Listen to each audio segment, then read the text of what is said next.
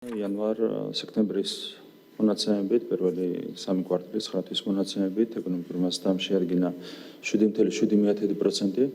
როგორც მოგეხსენებათ, საერთაშორისო სავალუტო ფონდმა გაზარდა პროგნოზი 7.2%-მდე, თუმცა მონაცემებიდან ჩანს, რომ სავარაუდოდ ამ შემთხვევაში სავალუტო ფონდის პროგნოზს გადაჭარბებით შევასრულებთ, რაც არის მნიშვნელოვანი, ამ ტემპის შენარჩუნება არის მნიშვნელოვანი ყველა თვალსაზრისით.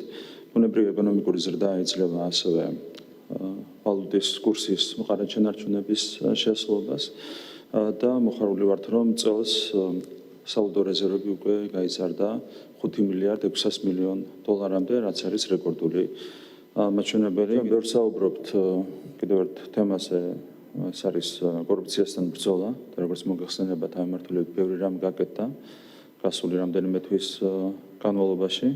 და გვინდა გაგიზიაროთ კიდევ ერთი ინიციატივა, რომელიც უკავშირდება ბაზრის კვლევის ელექტრონული მოდელის დანერგვას. ეს არის ძალიან მნიშვნელოვანი ინიციატივა, რომელიც გამორიცხავს გარიგებებს შემსახედველ ორგანიზაციასა და შესაბამის კომპანიებს შორის.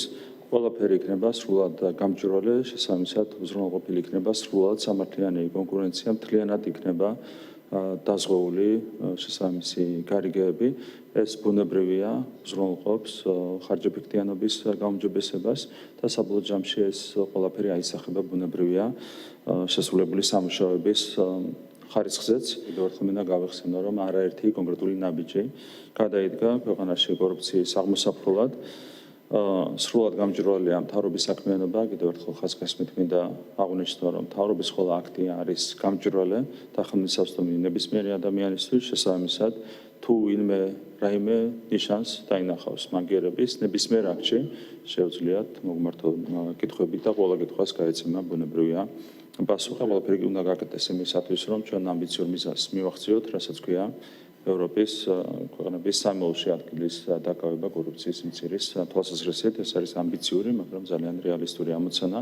გვინდა რომ დავიწყოთ მუშაობა 10 წლიან სტრატეგიაზე, ქვეყნის განვითარების 10 წლიან სტრატეგიაზე 2026-35 წლების ჩათვლით.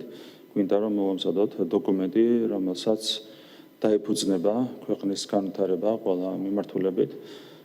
ჩემი წარმოდგენით ეს უნდა იყოს ლაკონური დოკუმენტი, სადაც იქნება გაწერილი ძალიან კონკრეტული ამოცანები, მიზნები და ამოცანები და სადაც იქნება შემდეგ გაწერილი უკვე ამ მიზნების განხორციელების ვადები, ამოცანების შესრულების ვადები.